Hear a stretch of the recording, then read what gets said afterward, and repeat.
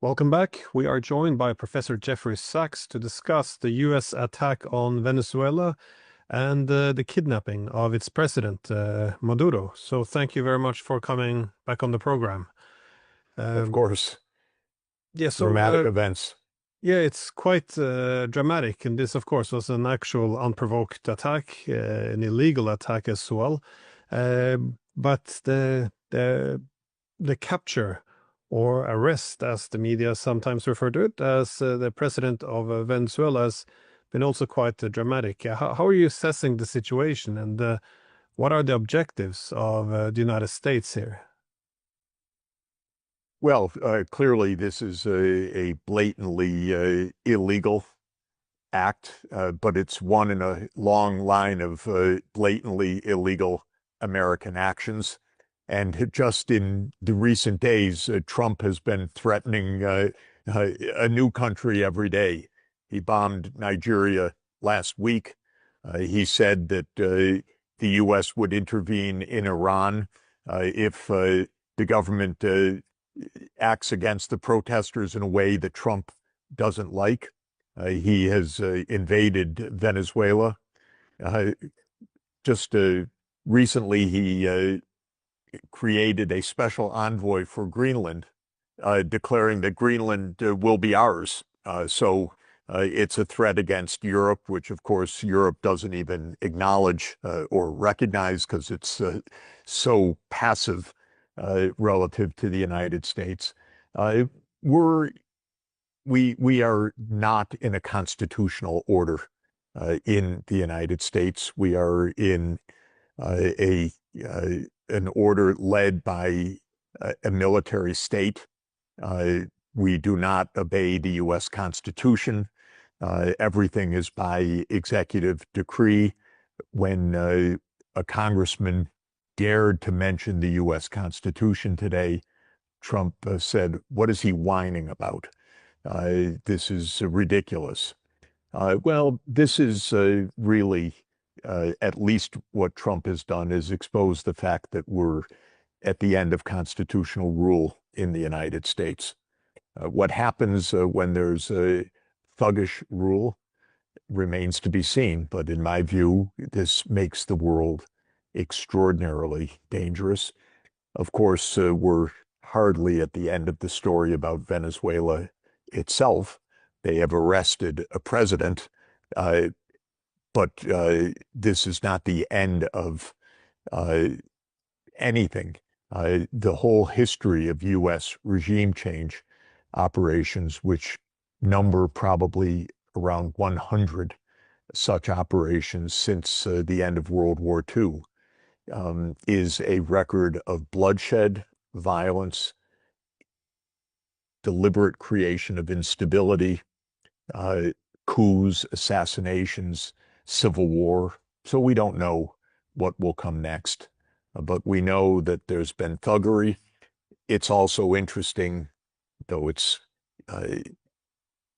maybe I don't have a definitive count of it, but I've not noticed any of the mainstream media in the United States even raising a question about this. The New York Times, the so-called paper of record, did not one time in recent weeks say, oh, it wouldn't be a good idea to brazenly attack that country. The editorial board was completely silent. As far as I can see, it remains silent. Our Congress is moribund. It doesn't exist, in fact, in any operational sense. So I find all of this very dramatic and extremely worrisome. Though I hasten to repeat, we're not at the end of the story by any means of what will transpire in Venezuela itself. There is a government in place.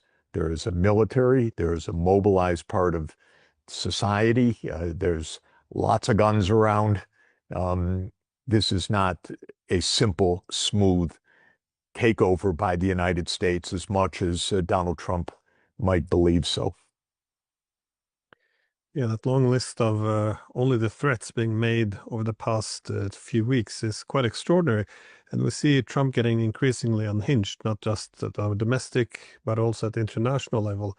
But the Europeans, though, the leaders, I mean, of Europe, have predictably showed their obedience and offered their support, making it clear they consider Maduro illegitimate and seeking, well, essentially to back the American position on this.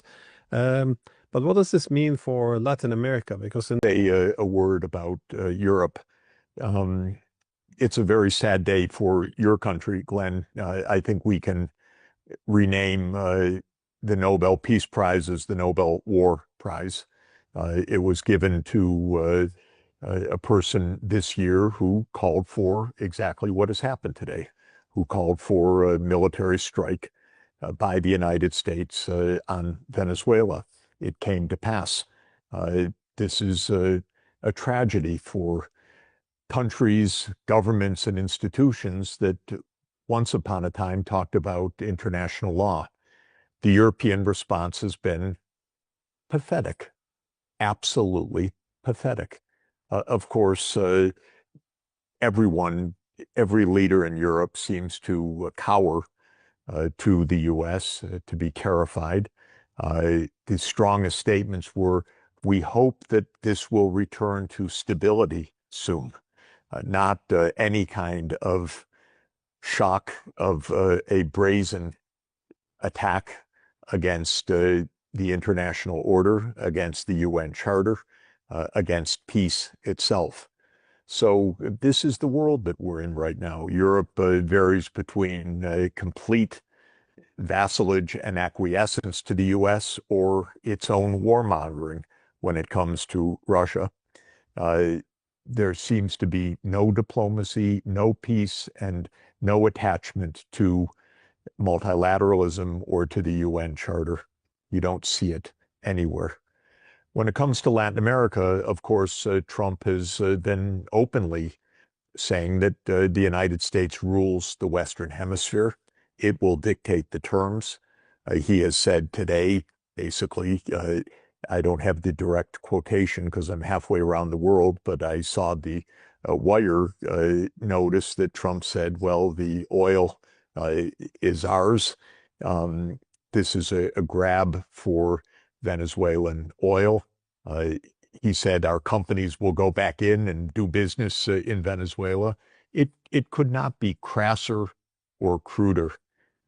And we've been there before in this kind of world. We have had a world of sheer imperialism that it was uh, not in any way uh, tempered or bound by international law, and it led to two world wars and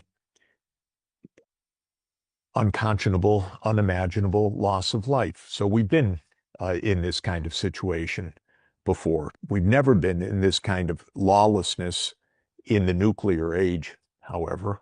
And I think that this is just extraordinarily worrisome to have an unhinged, undisciplined, uh, crude bully, absolutely lawless, absolutely disrespectful of any norms as president of the United States, and to have no counterweight whatsoever in Europe, not a voice for decency or international law. And for the rest of the world, well, I suppose that Russia and China are watching. They have said this is obviously a crass violation. They're not going to intervene in the Western Hemisphere.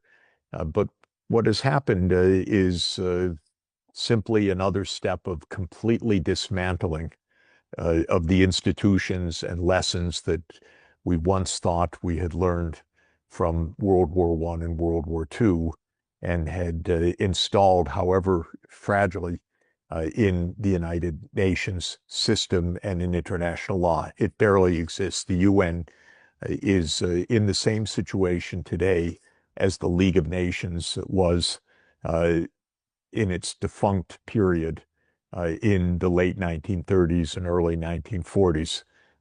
It essentially is useless right now. And I'm sorry to say it because I've been working for and with the UN for 25 years, but the U.S. Has disowned it. Uh, but it's a very, very alarming period. The U.S. is deliberately out to rip up any semblance or shred of international law. It's I don't know how Europe will feel when the United States invades Greenland, but don't be surprised when it happens. Trump has announced it. He has announced it again and again, and it's very, very likely to happen. announced that she is the logical successor now after Maduro's fall. This is how they frame it. But of course, all of this is well, this was to a large extent the purpose, I think, of giving the prize. That is to give the illegitimacy for the invasion, given that she was has been a supporter of it. Um, but it also, of course, was complemented by other justifications. We heard about narco terrorism. We're told that Hamas, Hezbollah, Iran, Russia, China, all of these actors are operating in Venezuela, whatever that might mean, which makes it also legitimate. And of course, Trump said that this is our oil and we want it back.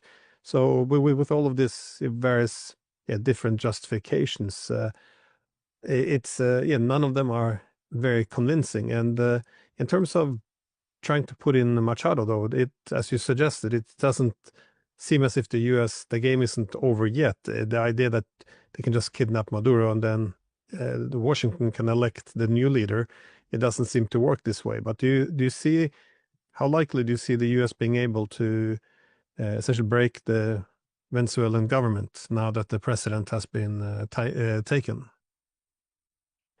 Well, let me say a few things. First, all of the various explanations that have been given are blah, blah, blah, blah, blah, meaning that they are whatever joke or improvisation the United States wants to use for the moment. The U.S. has been trying to overthrow the government of Venezuela for 23 years. They tried a coup against the predecessor of Maduro, Hugo Chavez. They have announced that the U.S. is the enemy, that Venezuela is the enemy of the United States, to put it more clearly, because this has been a left-wing regime that believes that Venezuela's resources belong to Venezuela, and that Venezuela does not have to follow the U.S. Dictates on who controls the oil and who receives the rents and so on. And so this is a long story, and it's very important to understand.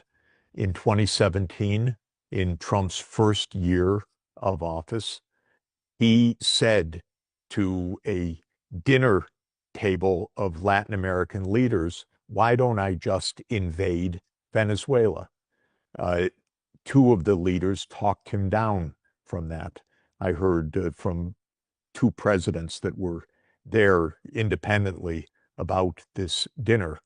That idea of Trump of invading Venezuela is 8 years in the making. The lead cheerleader of invading Venezuela was Senator Marco Rubio, and now Secretary of State Marco Rubio. And there were celebrations in Florida today of Venezuelan expats and others celebrating the U.S. action. What does this mean? This is partly U.S. politics because Florida is a swing state, but it means it's been a long-term project. Whatever is said is just blah, blah, blah. This is a concerted, long-term attempt to bring down the government of Venezuela. I think people would do well to understand how the U.S. foreign policy operates. It operates on a long-term basis and tells whatever lies or stories or narratives it wants to tell at any given moment to keep the long-term narrative. In the case of Ukraine, it was a 30-year project to bring Ukraine into the American military orbit. This goes back to the early 1990s. In the case of Venezuela, it's been a more than 20-year effort. In the case of Syria, where Bashar al-Assad was brought down last year, that was an effort of 13 years by the CIA and the US deep state. These are projects, and trying to overthrow Venezuela, which just happens to have the world's largest reserves of oil in the whole world, larger than Saudi Arabia, though more expensive to produce because it's heavy oil, but still the world's largest reserves. Well, this is a project of the United States. Trump is unusually thuggish. The collapse of the American constitutional order is very far advanced. I would say, if you think about Roman history going from the Roman Republic to the Roman Empire, which is usually dated to 27 BC, with Augustus becoming the princeps, I would say we're somewhere into the reign of Tiberius now. Complicity in Gaza or attacking Venezuela or bombing Nigeria, nobody says a word. We're into a post-constitutional order in the United States. So this is really our situation. It's quite dramatic. The world should not sit by if it takes any lessons from history. This is an extraordinarily dangerous period. The reason we created international law, the International Court of Justice, was not for the U.S. to sanction it and threaten it and bludgeon it. It was to avoid global annihilation in a third world war, but that one in the nuclear age. We're getting closer to that every moment when we rip up the UN Charter. When they gave the Peace Prize to Machado, it made some sense because for the past 30 years we've been saying that peace depends on democracy, and democracy is delivered by military force. So essentially, war is peace. Dictators are, shot or arrested by their government. So while legitimizing it might work across the Western world, the world is looking very different now. I'm not saying that countries like China or Russia would go to war with the United States. I don't think under any circumstances they're considering anything of the sort. But what are the wider ramifications here now? Because if you're sitting in Iran and other countries, you must be aware that all rule of law is now essentially gone, and it does feel the U.S. has gone rogue. Again, when we started speaking, it went through a very solid list of only the things the Trump administration has done over the past few weeks. So, what do you think are the wider ramifications beyond, of course, the sufferings in Venezuela? Well, the first thing I would say, by the way, is that the idea that democracy is peace is a fairy tale that was disproved 2,300 years ago and countless times since then. BC. In the 19th century, the great democracy was Britain, certainly the most violent country of the 19th century, the country that attacked just about everybody in the world. And in the 20th century, the United States, especially in the second half of the 20th century, when the U.S. became the global hegemon or the would-be global hegemon replacing Britain, the United States has certainly been the most violent country in the world. 100 regime change operations or so, wars of choice, perpetual war, all on whatever narrative, whatever lies, whatever story the United States wanted. And for many reasons, whether it was resources or simple conquest or ideological campaigns, but it's been war. So the idea that democracy is peace is an Orwellian idea. Democracy by these leading hegemons, whether it's Athens or Britain or the United States, has meant war almost nonstop.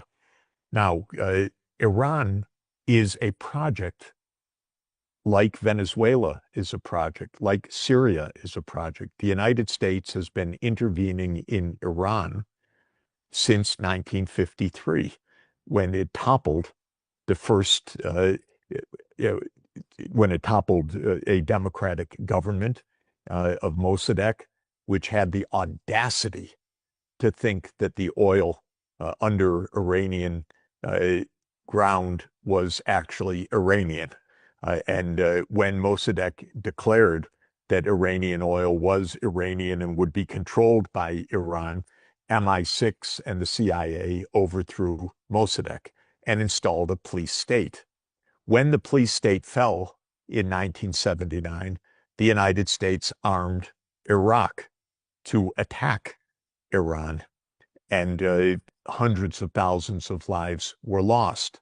Since that time, the United States has tried to destroy Iran in multiple ways, economic sanctions repeatedly, of course. That's why there are protests, because the economy is in a collapse, but the U.S. Is the agent of that sanctions regime. When Iran negotiated an arrangement to absolutely show that its nuclear program was curbed, Trump said no. We will crush the regime instead. This is all at the behest of the Zionist lobby in the United States and Israel in this case. So this is another project. They're probably chortling. Oh, look, we're very, very close right now. We should understand that the protests in Iran are part of the script.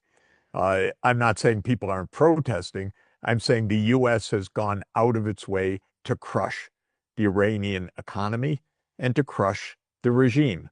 And last week, Trump made all of this very, very clear. So we, I think, can expect Israeli bombing soon, or maybe U.S. and Israeli bombing soon, or some other CIA operation. God only knows. But I was saying that for the world, this is alarming. It's not something just to go along with. I don't think, even though, as I said, the UN really is defunct right now, it should not be allowed to die. It needs uh, to be brought back to life. And while the US will not do that, the rest of the world, maybe the rest of the world ex Europe, so leave aside the Western Alliance, so called, you have 85% of the world uh, that really should not want this kind of thuggery. Of course, as an American, I don't want this kind of thuggery, but nobody asks the American people anything anymore. This is all a military state that we're in uh, that is extra constitutional. Well, it seems that the success of the U.S. attack, though, on Venezuela will to a large extent depend on how quick they can do this. If they're able to top, the people essentially aligned with the ideas of Tucker Carlson see this as being, a violation of a Trump's mandate, what they voted for.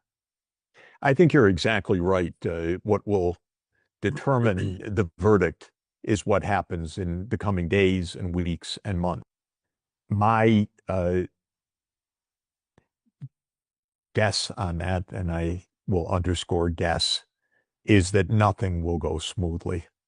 Uh, we have a long history of regime change operations. Sometimes they succeed. This one has not even succeeded yet. This has been a decapitation of a president and his wife, not of the regime. And it's hard actually to see how the regime is brought down by this per se. Uh, but it's possible that something more happens. I'm sure there are plans and ideas, but the history of these operations is that they are followed by long periods of unrest, coups, instability, insurrections, civil war. And I think that this is quite possible what will happen in Venezuela. There's a very good book that everyone who wants to understand American foreign policy should read called Covert Regime Change by Lindsay O'Rourke, who was a PhD student of John Mearsheimer and wrote her dissertation on the 64 covert regime change operations that took place between 1947 and 1989. By the way, covert regime change is a little bit of an oxymoron. When the regime is changed, you know who did it. What covert means is the U.S. lies about it. So not that it's unknown who did it, but that the U.S. lies about it. So you could say 64 regime change operations in which the U.S. lied. Now, she documents what happens. Many of them failed to achieve regime change. Maybe they assassinated a leader but didn't change the regime. Many changed the regime, but of those that changed the regime, most descended into prolonged instability. There are very few cases where the U.S. political purpose was served by what happened. Even if you don't accept the U.S. political purpose as legitimate, just to ask the question, did the U.S. achieve its aims? The answer is very, very rarely. And I think in the case of Venezuela, it would be a real long shot that the U.S. achieves its aims. And I don't accept the aims, but even if one accepted the aims of regime change, the idea that this will lead to a pro-U.S. democracy in which Chevron and ExxonMobil will thrive, well, that's Trump's aim, but I think it's unlikely to be realized. I can't help but to think that part of the problem here is that the US can't really compete with China anymore. And when the new US national security strategy seeks essentially to restore this new imperialist version of the Monroe Doctrine, it's clearly aimed at China. They're concerned that China is the main trading partner of most, if not all, of Latin America. So, how do you expect the reaction from different world leaders to be? I know the Chinese and the Russians especially have sent out very strong condemnation, but do you see this moving in a dangerous direction? Well, it certainly moves in a dangerous direction anytime there is a violent attack by the United States against another country. It can have many profound ricochet effects. So this is, of course, dangerous. I don't think that Russia or China, as you rightly said, will directly intervene or challenge uh, the United States on this militarily, though I think that they will strongly condemn this from the point of view of the UN Charter. If we see this followed up by violence inside Venezuela and an attack by Israel in Iran, well, then we're really heading towards a potential complete explosion and disaster. Iran, of course, would be far more dangerous and destabilizing than this attack on Venezuela, which is bad enough. But if Israel now takes this, and I think they're very likely to, as the cue for an attack on Iran, I think we're heading in far more damage. So it's extremely dangerous. This kind of thuggery is has a contagion effect. Complete lawlessness by the by the United States, the ripping up of the UN Charter by the United States does not lead to good results unless the rest of the world understands how dangerous this is. And we don't see that coalescing of the rest of the world, at least for the moment. Yeah, I see that a prominent European leader just recently tweeted now that they're worried about the narrative because when Washington says that stolen oil must be returned, this is it's too similar to what Caracas is saying. So more or less, what seems to bother the European leaders is that Trump isn't following the script. Just say, democracy, freedom, and then for some, yeah, then it will become legitimate. But by referencing oil, it will not be. Um, but just a last very brief question: how do you see this impacting, for example, the Ukraine war? Because it's very hard for the world not to see this as being hypocrisy. As you and I discussed before, the Ukraine war was anything but unprovoked, but this was an actual unprovoked invasion. Yes, I mean, Ukraine, ironically, though, in Europe, what you and I have been discussing is not accepted. But the truth is, Ukraine is another story of a U.S. project. So I think the main point is one should not glibly say, well, the U.S. is doing in Venezuela what Putin did in Ukraine. It's actually the U.S. is doing in Venezuela what the U.S. did in Ukraine. So this is both U.S. provoked. These are both projects of the U.S. And I hope people can come to understand how U.S. foreign policy works and what a military industrial state really means, what a military industrial complex without constitutional bounds means, what the CIA means in such operations. If they did, they would understand that when we view Ukraine and Venezuela, we're viewing the same phenomenon as long-term projects of the would-be global hegemon carried out in different ways. Now, I think Trump maybe has the idea, maybe, that the Americas are ours, the Middle East is ours, Africa we don't want, Ukraine, well, that's Russia's. That's not even how Russia views it, but that may be how Trump views it. And it may be, okay, I'm going to do what I want in the places that I want, which are the Middle East and in the Americas, and I'm going to get away with it. I'm going to have my way. And if others do whatever they want to do, that's okay with me. In other words, lawlessness everywhere. That is probably Trump's interpretation.